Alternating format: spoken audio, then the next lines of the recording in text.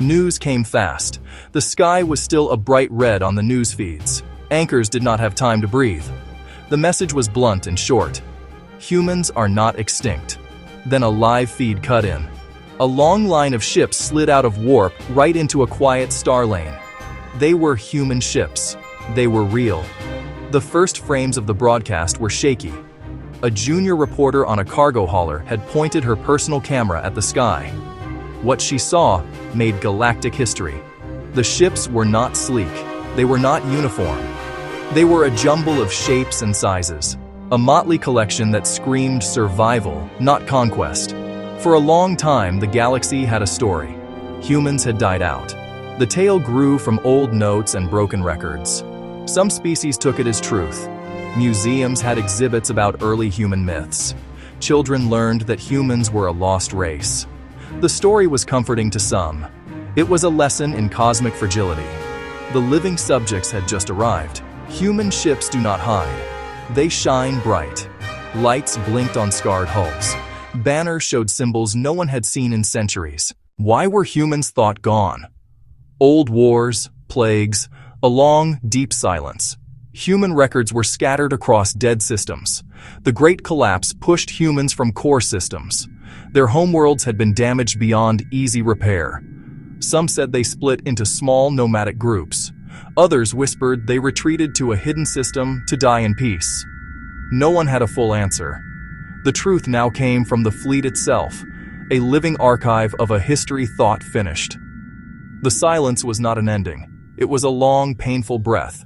The fleet was not huge, but enough to be seen.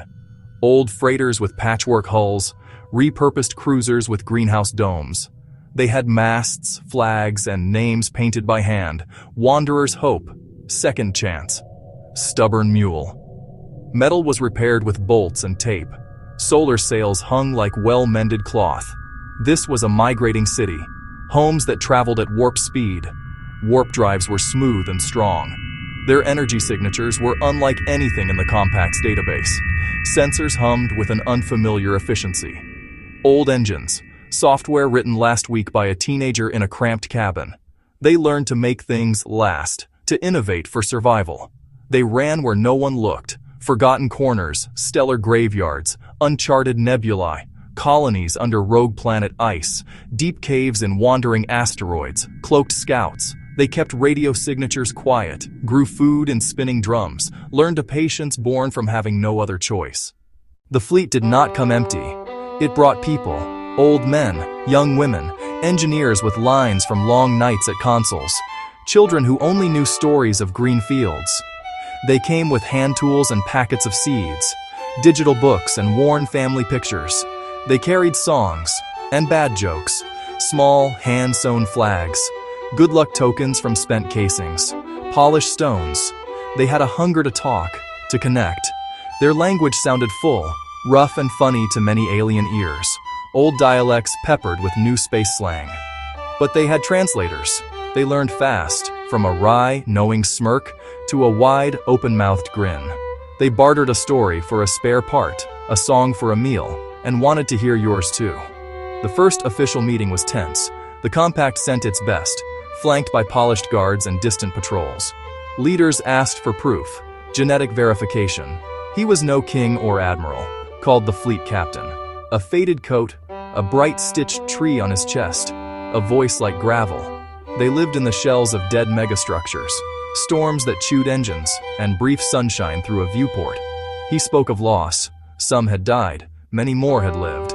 Not glory or destiny, fixing leaky pipes, a child's birthday with a nutrient-paced cake, the fear of running out of air, and the joy of finding a comet to mine for water. In small, human details, his story was stronger than any threat. News outlets loved the human faces. Expressive, new. There was a woman who grew gardens in a hollowed asteroid. Her name was Alara, and her four-legged pet licked star glass with a happy tongue. A child played with a broken robotic arm and fixed its circuits with salvaged wire, and made it wave. An old teacher, Ben, spent 50 years writing down every poem he could salvage. Not all the stories were bright. Some carried hard memories. A mechanic with burn scars spoke of an attack that vented his family's quarters into space. A plague swept a generation ship, fought with medicine brewed in a repurposed fuel tank. They spoke of loss with voices that trembled but did not break. These tales served as a warning, the cost of hate and forgetting. Yet many hearts warmed. The Cathar, stoic insectoid warriors, didn't understand humor, but studied its power for cohesion. The Lumina, aquatic philosophers, saw human hope as a new kind of logic. Not polished diplomacy, song, humor, and stubborn grit. Fixes with string and a well-placed kick. They rushed to patch a freighter while official channels processed forms. They took risks.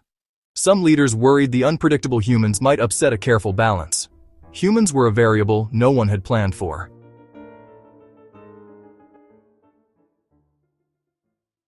Not everyone was calm. Some species feared humans. Old journals of aggression and rapid expansion. Territorial and economic rivalries resurfaced. Voices rose: contain the fleet, disarm it, quarantine it. Welcome was drowned by caution. Still, the fleet had gifts. Medicine to help an amphibious species breathe as oceans warmed. Filters for heavy metals. Techniques to double-engine life. Seeds for low light and rocky soil. They didn't offer treaties. They offered a helping hand. Armed for defense, not assault. Faces tired of war. Places to grow food and raise children. To trade knowledge for safe harbor. To learn what they missed. To make friends. For a galaxy used to hidden agendas, blunt honesty was the most alien thing about humans. Within a month, human goods appeared on neutral stations, knives of reactor shielding, jars of UV-grown fruit jam, music boxes with odd, catchy rhythms. People bought, tasted, and learned. They taught belters to patch a hull with quick-setting polymer, and a song about perseverance. Practical grassroots work spread love in ways councils could not.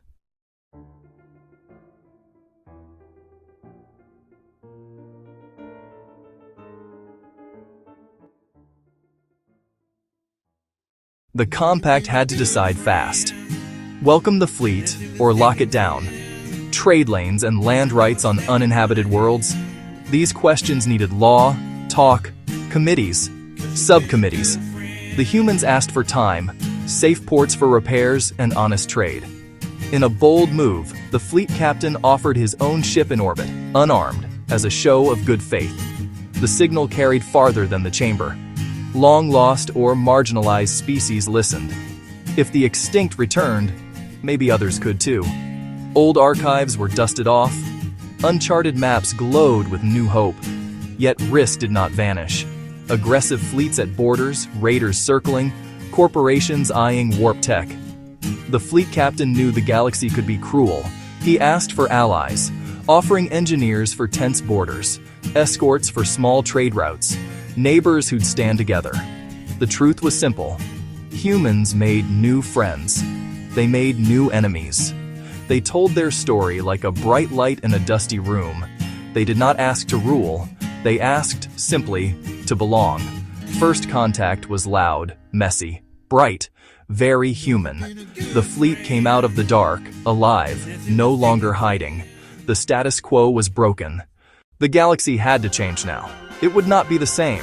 Laws, markets, songs would bend to weave in this new old thread. New stories in quiet docks and grand halls alike. For those who watched patched ships and tired, determined faces, one line kept echoing. It was a statement of fact, a promise, a warning, all at once. The simplicity of it was its power. It was not a plea for help. It was not a declaration of war. It was a statement of existence, raw and undeniable. "We are here," the human leader had said. For 500 years, humanity was relegated to history and cautionary tales. That time was over. Peace, war, a new golden age or a new dark one would be shaped by their return. The story of extinction was over. The story of return had begun. The fleet hung in the black, a string of imperfect lights, a question mark at the galaxy's heart. Proof that nothing is truly gone. That even in deepest silence, a heartbeat remains. The galaxy held its breath, waiting for the next move. On the flagship Second Chance, the captain studied 1,000 points of light, knowing the hardest part was beginning.